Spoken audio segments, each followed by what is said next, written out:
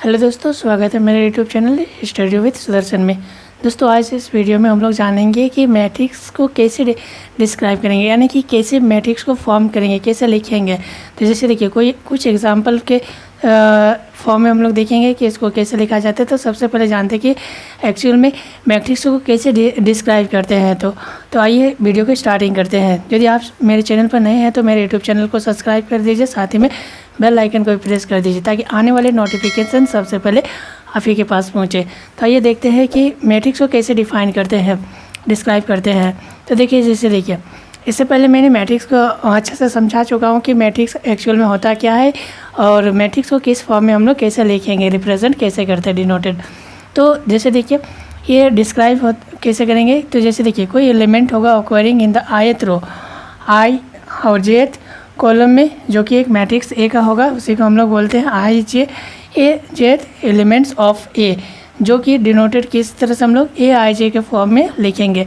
और इसको हम लोग जनरल फॉर्म में लिख सकते हैं। मीन एक मैट्रिक्स होगा और इसको हम लोग इस फॉर्म में लिख सकते हैं, जनरल फॉर्म में। जैसे देखिए, कोई ए अभी बताया कि कोई भी कैपिटल लेटर से हम लोग क्या करते हैं, मैट्रिक्स को डिनोटेड करते हैं। तो ये हो गया, तो ये हो गया। अब जैसे देखिए, ये फर्स्ट जो है ये आपका रो हो गया, यानी कि इस तरह का जो हॉरिजॉन्टल लाइन में जाता है वो रो हो गया, और इधर से जो वर्टिकली आता है वो कॉलम हो गया। ये क्या हो गया, कॉलम हो गया। तो देखिए, जैसे देखिए यहाँ पर क्या करेंगे, ये 1 का मतलब होता है कि इसमें जो एलिमेंट होगा उसका नाम है आई होता है आई और जे। आई और जे जो होता है वो रो को डिफाइन करता है, यानी कि आई यहाँ पर 1 होगा, जिसे हम लिखेंगे, जैसे कोई इसको एग्जाम्पल के फॉर्म में लिखते हैं। जैसे यहाँ पर लिखेंगे 8 9 6 3 2 5 और 4 3 2। तो जैसे देखिए, ये कोई मैट्रिक्स ए है। अब देखिए, इसका हम लोग बोलेंगे कि A11 में क्या है, A11 में क्या है। तो देखिए, A11 का मतलब A1 रिप्रेजेंट करता है रो को, तो ए का फर्स्ट रो यानी और इसका फर्स्ट कॉलम में, यानी कि A11 एलिमेंट में क्या है, फर्स्ट रो और फर्स्ट एलिमेंट में 8 है। तो ये इस तरह से हम लोग कोई भी मैट्रिक्स को डिफाइन करते हैं और इसको लिखते भी है। अब ये क्या है, 9 क्या हो गया, नहीं A1 और 2, पहले 1 और 2, यानी कि फर्स्ट रो में और सेकंड कॉलम में है, ये फर्स्ट रो है और सेकंड कॉलम में है। इस तरह से है ना। तो इस तरह से हम लोग मैट्रिक्स को डिस्क्राइब करते हैं, इस तरह से मैट्रिक्स को हम लोग लिखते हैं। आई जे होगा, यानी कि आई रिप्रेजेंट करता है रो को और जे रिप्रेजेंट करता है कॉलम को। तो एम एन और एम एन ऑर्डर का, यानी कि जितना होगा वो क्या होगा, एम और एन ऑर्डर का होगा, यानी कि रो और कॉलम में कितना रो है। जैसे ये 1 2 में क्या हो गया, 9 हो गया। ये क्या हो गया, 1 और 3 में 1 और 3। अब जैसे देखिए, ये क्या हो जाएगा, ये 2 1, यानी कि सेकेंड रो और फर्स्ट कॉलम। पहले हम लोग रो को देखेंगे, ये रो में, उसके बाद कॉलम में देखेंगे, ये कौन सा कॉलम में, फर्स्ट कॉलम में है, तो इक्वल टू 3 इसका वैल्यू है।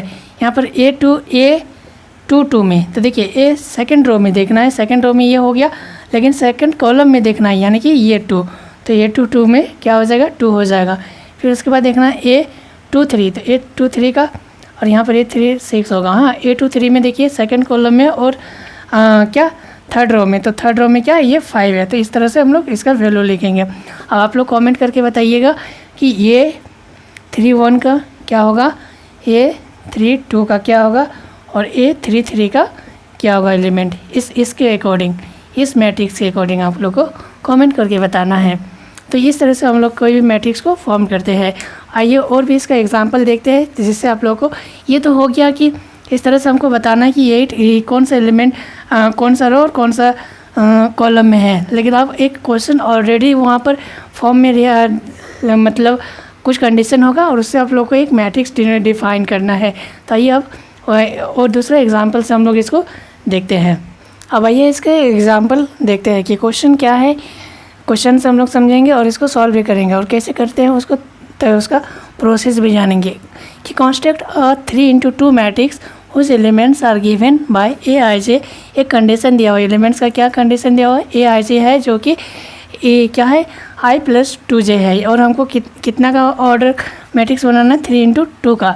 तो जैसे हम लोग सबसे पहले जो गिवन होता है उसको लिखिए, क्या है गिवन, हम लोग को क्या बनाना है, तो given A I J equal to i + 2j, ये आपका गिवन है।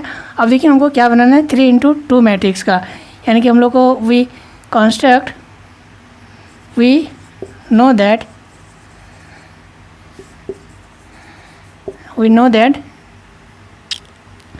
3 into 2 order of matrix is formed by, किससे होगा, जैसे देखिए किस तरह से फॉर्म करेंगे, यानी कि लिख सकते हैं कि ये होगा 3 इंटू 2, यानी कि दैट मीन्स वेयर, एक लाइन लिख लेंगे, where 3 is row and 2 is column, यानी कि यहाँ पर कितना है, कॉलम। तो यहाँ पर 3 रो है और 2 कॉलम है, तो इसलिए इन जनरल फॉर्म में हम लोग लिख सकते हैं, इन जनरल फॉर्म हम लोग जनरल फॉर्म में क्या लिख सकते हैं कि जैसे देखिए कितना रो ना, 3 को रो लिखना है और यहाँ पर कितना कॉलम लिखना है, यहाँ पर 2 कॉलम लिखना है। तो ध्यान देंगे, तो सबसे पहले A11 A12 2 ही कॉलम तक जाना है, और रो कितना होगा A21 A22, फिर उसके बाद होगा A31 A32। तो ये देखिए 3 रो हो गया और 3, यानी कि 3 इंटू 2 ऑर्डर का मैट्रिक्स हो गया।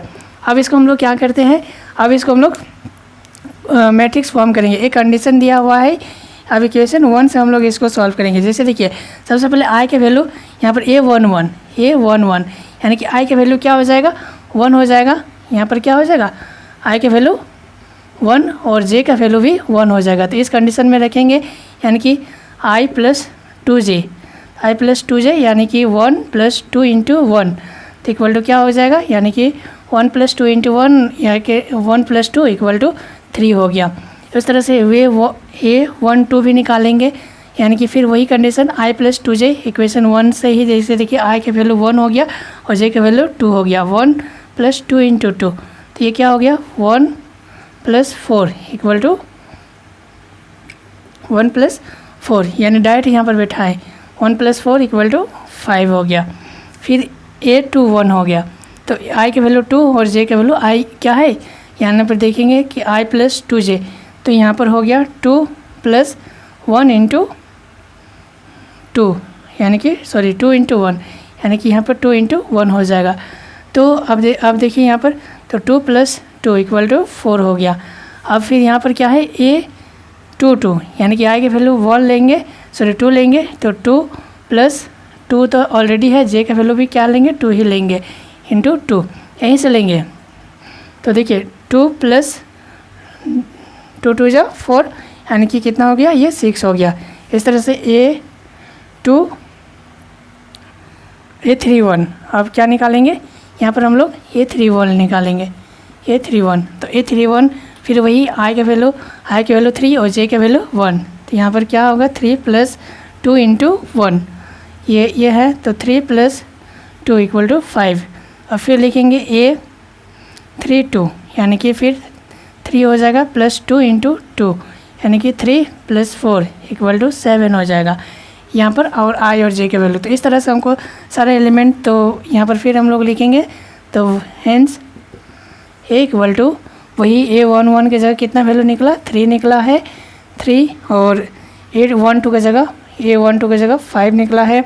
देखेंगे A21 कितना निकला है 4 निकला है, और फिर A22 कितना निकला है 6 निकला है, और A31 5 निकला है, और A32 में क्या है ना 7 निकला है। इस तरह से हम लोग देखेंगे, जैसे देखिए A11 A12 A21 इसका सबका वैल्यू निकाले इस इक्वेशन में, यानी कि यहाँ पर देखिए 2 है, तो आई के वैल्यू एक बार 2 रखेंगे और यहाँ पर जे का वैल्यू 2 रखेंगे, तो 2 प्लस, जैसे यहाँ पर देखिए 2 प्लस 2 इंटू 2 तो कितना हो गया 2 प्लस 4 इक्वल टू 6। तो इस तरह से हम लोग मैट्रिक्स को फॉर्म कर सकते हैं। तो ये कितना ऑर्डर्स का हो गया, यहाँ पर ऑर्डर भी लिख देंगे, ये 3 इंटू 2 ऑर्डर का हो गया।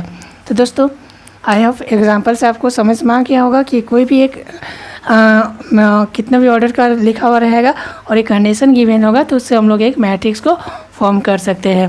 तो ये बहुत ही सिंपल था। तो बस इस तरह से आप लोगों को क्या करना है, क्वेश्चन को सॉल्व करना है। दोस्तों वीडियो अच्छी लगे तो मेरे यूट्यूब चैनल को सब्सक्राइब कर दीजिए, साथ ही में बेल आइकन को भी प्रेस कर दीजिए ताकि आने वाले नोटिफिकेशन सबसे पहले आप ही के पास पहुँचे। Thank you so much.